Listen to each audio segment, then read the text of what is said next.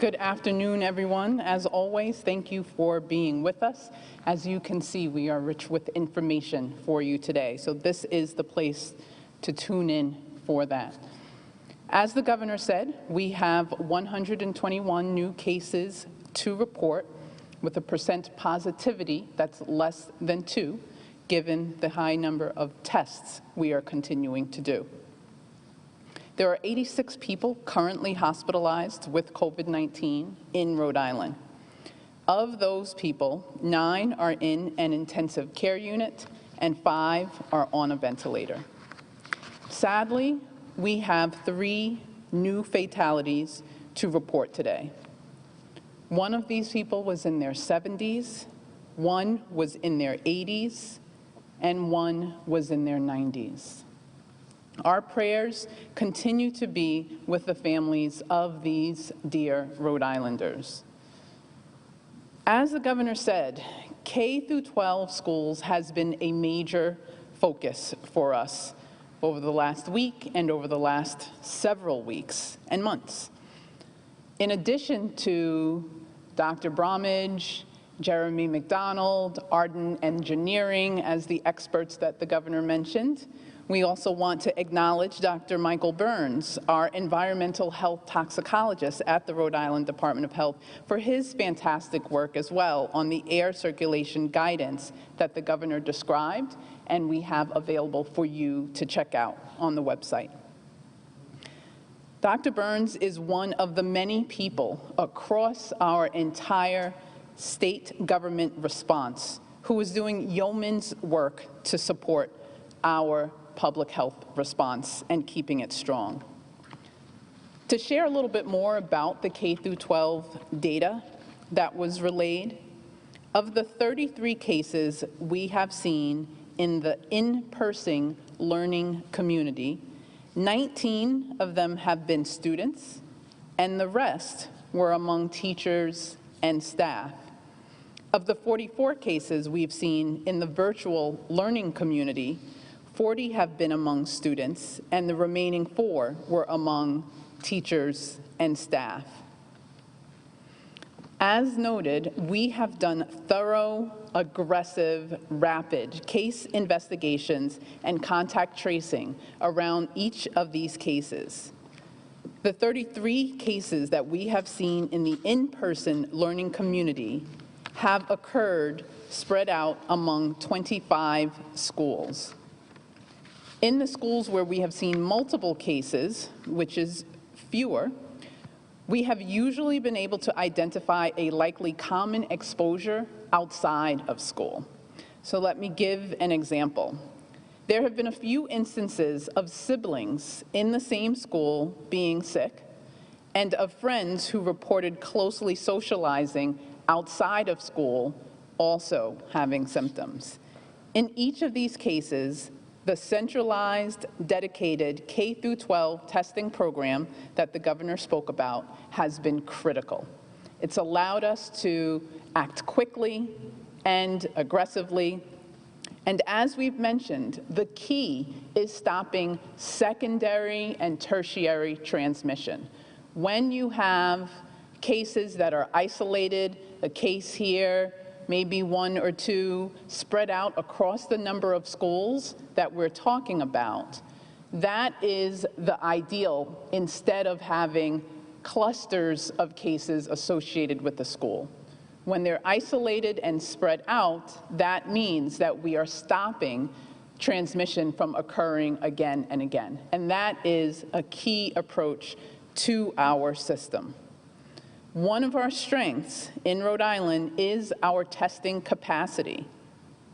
Again, if you work in a school and you have symptoms or you are exposed to someone who has symptoms, that is the reason to go ahead and get a test.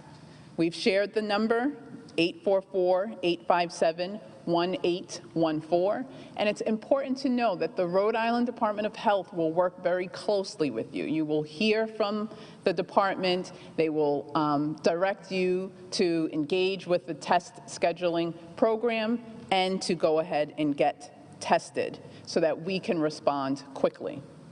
Our testing system is unique. It's fast, it's easy. The wait times on the line are under 2 minutes, and people are able to get tested the way we need to so that we can stop further transmission.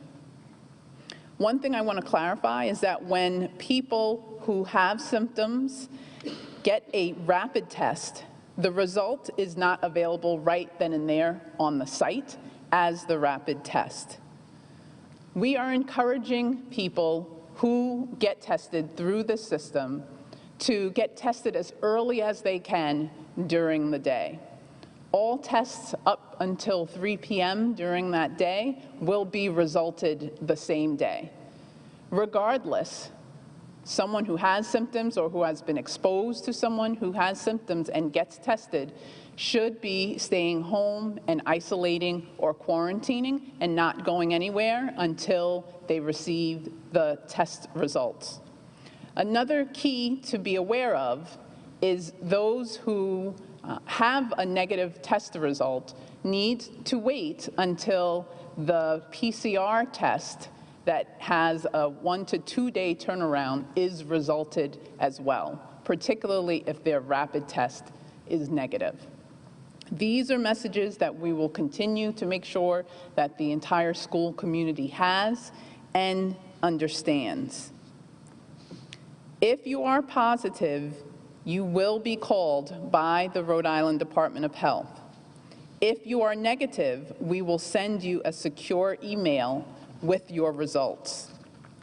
Email addresses have to get entered into the system, email by email. So if there is an issue, you may get a call from us with your result, even if you are negative, because we want to ensure that the results are made available to you quickly. But generally, people who are negative can expect to be notified via email with that result. And of course, as we have set this up, you can always call us to get your result as well. The number to call for the result is the same number that you call to schedule a test, 844-857-1814. Through all of this K through 12 testing, we are committed to ensure that the public has an accurate picture of how COVID-19 is affecting the K through 12 community, the school community as a whole, across the state. To back that up, we have posted a data dashboard online so that people can see case counts for individual schools in ranges the same way that we have posted nursing home data over time.